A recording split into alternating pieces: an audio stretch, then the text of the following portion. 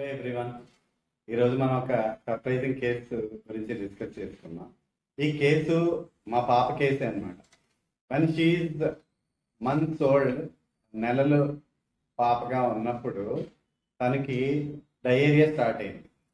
So తను మా ఊర్లో లేదు, వేరే ఊర్లోని ఉంది, అమ్మమ్మ వాళ్ళ ఇంట్లో ఉంది. ఉన్నప్పుడు తనకి మోషన్ స్టార్ట్ అయ్యింది. మోషన్ స్టార్ట్ అయ్యి రోజుకి ఒక 10-15 మోషన్లు అవ్వడం స్టార్ట్ అయింది. ఏవో చూసి మందులు వేసాను ఫోన్లోని. 1 డే, 2 డేస్, 3 డేస్, 4 డేస్ అయింది. కానీ 4 రోజులు అయినా కానీ ఆ మోషన్స్ అయితే తగ్గలేదు. ఇంకా రోజుకి 10-15 మోషన్స్ అయితే అయిపోతూనే ఉన్నాయన్నమాట. సో ఉన్నప్పుడు అలా కాదు, నేనే వస్తాను, నేను వచ్చి పాపని చూసి నేను మందులు ఇస్తాను అని చెప్పడం జరిగింది. చెప్పిన తర్వాత ఆ రోజు నేను ట్రైన్లో వెళ్ళేసరికి బాగా నైట్ అయిపోయింది. సో వాళ్ళకి ముందే ఏం చెప్పానంటే, మోషన్స్ అయిపోయిన మోషన్స్ ఏవైతే ఉన్నాయో వాటిని, ఆ క్లాత్స్ని కడగకుండా వాటిని అలానే ఉంచండి. నేను వచ్చిన తర్వాత ఆ మోషన్ కన్సిస్టెన్సీ కానివ్వండి, కలర్ కానివ్వండి, స్మెల్ కానివ్వండి, వాటిని అన్నింటినీ అబ్జర్వ్ చేసి రెమెడీని నేను సెలెక్ట్ చేస్తాను. ఆ క్లాత్స్ని అలానే ఉంచండి అని చెప్పాను. చెప్పిన తర్వాత అలానే ఉంచారు. సో నేను వెళ్ళేసరికి నైట్ 12 o'clock అయిపోయింది. 12 అయిన తర్వాత ఏవి ఆ క్లోత్స్ ఒకసారి తీసుకొని రండి అని చెప్పాను. చెప్పిన తర్వాత అవి తీసుకొని వచ్చారు. ఒక బకెట్లో వేసి తీసుకొని వచ్చారు. బకెట్లో వేసి తీసుకొని వస్తే నాకు ఫోన్లో చెప్పడం ఏంటంటే, మోషన్ చాలా ఎల్లోగా అవుతుంది, కొద్దిగా సెమీ సాలిడ్గా అవుతుంది, కొన్నిసార్లు బాగా వాటరీగా అవుతుంది, అలాగా చెప్పారు. బట్ అక్కడ మోషన్స్ ఆ క్లోత్స్ని చూస్తే ఒక క్లాత్ని తీశారు, అది తీసిన తర్వాత అది గ్రీన్గా ఉంది. తర్వాత క్లాత్ని తీశారు, అదే గ్రీన్గా ఉంది. 3, 4, 5, 6. సో ఈ 6 క్లాత్స్ కూడా మొత్తం అన్నీ గ్రీన్గానే ఉన్నాయి. చాలా ఆశ్చర్యపోయారు అనమాట. ఏంటి గ్రీన్గా అయిపోయింది ఏంటి?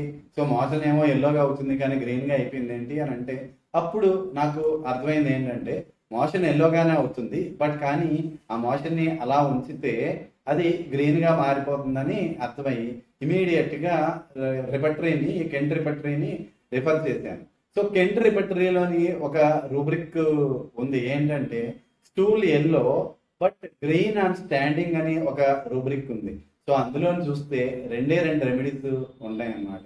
ఒకటి అర్జెంటమ్ నైట్రికమ్ అండ్ సెకండ్ ఏమో రూమ్. ఈ 2 రెమెడీస్ ఉన్నాయి. బట్ కానీ అక్కడ స్మెల్ అది ఏమీ లేకపోవడం వల్ల రూమ్ని నేను డిస్కార్డ్ చేస్తాను అనమాట. రూమ్ని వేయలేదు. ఎందుకంటే రూమ్లో మనందరికీ తెలిసిందే, sour smelling stools, sour smelling body, ఇవన్నీ కూడా ఎవ్రీథింగ్ ఈజ్ సోర్ అనేది ఉంటుంది.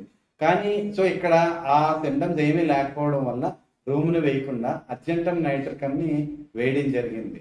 సో అర్జెంటమ్ నైట్రికమ్ వేసిన తర్వాత బట్ అయినా సరే స్టిల్ ఇంకా డౌట్లోనే ఉన్నాను. ఏంటంటే ఈ రిపటరీలో ఉంది, ఇంకే బుక్లోనైనా ఉందనేసి నేను మొత్తం బుక్స్ రిఫర్ చేస్తే అర్జెంటమ్ నైట్రికమ్ ఎలెన్స్కీ నోట్స్లోని ఒక పాయింట్ ఇచ్చారు. అది కూడా చెబుతాను, ఒకసారి చూడండి.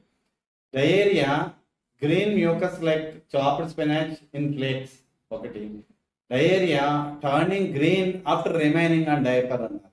So diarrhoea turning green and remaining diaper అంటే, సో ఆ క్లాత్ ఏదైతే ఉందో ఆ క్లాత్లోని అలాగ మనం మోషన్ కనుక ఉంచేస్తే అది ఎల్లోగా అయిన స్టూలు గ్రీన్గా మారిపోవడానికి కూడా మనకి ఎలెన్స్కీ నోట్స్లోని కూడా ఇవ్వడం జరిగింది. సో అర్జెంటమ్ నైట్రికమ్ వేసిన ఇమీడియట్గా ఇన్ని రోజుల నుంచి అయిన మోషన్స్ కూడా పూర్తిగా తగ్గిపోయి. ఈ case one of my best experience. ఎందుకంటే అసలు ఆ మోషన్ వెళ్ళిన మోషన్ని మనం ఎప్పుడు కూడా వాటర్ అది కొట్టేస్తాం. బట్ కానీ ఎస్పెషల్గా చిన్నపిల్లల్లో మోషన్ అయినా కానీ ఆ మోషన్ని మనం వాటర్తో కొట్టేయకుండా లేదా డైపర్ని పారేయకుండా ఆ మోషన్ని మనం ఉంచేక కూడా, అది కూడా మనకి మెడిసినల్ ప్రిస్క్రిప్షన్కి అది కూడా మనకి యూజ్ అవుతుందని ఆ కేసు నుంచే నేను తెలుసుకున్నాను. సో అప్పటి నుంచి ఎవరైనా చిన్నపిల్లలు మోషన్స్తో కనుక వస్తే వాళ్ళందరికీ కూడా ఇలానే చెప్పి, మోషన్ అయిన తర్వాత వెంటనే ఆ డైపర్స్ని వాటిని పారేయకుండా దాన్ని అలానే ఉంచండి, కలర్ ఏమైనా మారుతుందా ఏమో చూడండి అని అబ్జర్వ్ చేయడం, అలా చూడమని చెప్పి తర్వాత కూడా చాలా మంది పిల్లల్లోని ఈ పాయింట్ బేస్ చేసుకొని ఈ మెడిసిన్ని ఇవ్వడం జరిగింది. సో ఇలాంటి పాయింట్లు మనకి కెంట్లో ఎక్కడో రిపటరీలో ఇచ్చిన, ఎక్కడో ఒక రూబ్రిక్, చిన్న రూబ్రిక్, మనం యూజువల్గా ఫ్రీక్వెంట్గా యూజ్ చేయలేని రూబ్రిక్, లేదా ఎలెన్స్కీ నోట్స్లో ఎక్కడో ఇచ్చిన పాయింట్, ఈ పాయింట్ మనం మామూలుగా మనకు గుర్తుండదు, బట్ కానీ ఆ పర్టికులర్ కేసు రావడం వల్ల మనకి ఆ కేసు వచ్చినప్పుడు మనం ఆ బుక్ని రిఫర్ చేయడం వల్ల ఇలాంటి పాయింట్లు మనకి చాలా చాలా తెలుస్తూ ఉంటాయి. ఇలాంటి ట్రెజర్స్ మనకి ఎంటిమెంటరీ మెడికల్ అని కానివ్వండి, ఎలెన్స్కీ నోట్స్లో కానివ్వండి, ఈవెన్ బోరిక్ మెట్రో మెడికల్ అని కానివ్వండి, మన మెట్రో మెడికల్ బుక్స్లోని ఇలాంటి పాయింట్లు చాలా చాలా ఉన్నాయి. అవి ఆ పర్టికులర్ కేసెస్ వచ్చినప్పుడు మన బుక్స్ని కనుక రిఫర్ చేస్తే మనకి ఆ కేసులోని అవసరమయ్యే పాయింట్స్ ఇలాంటివి మనకి చాలా చాలా తెలుస్తూ ఉంటాయి. ఇలాంటి పాయింట్లు ఇంకా మీరు తెలుసుకోవాలంటే మా ఛానల్ని సబ్స్క్రైబ్ చేయండి.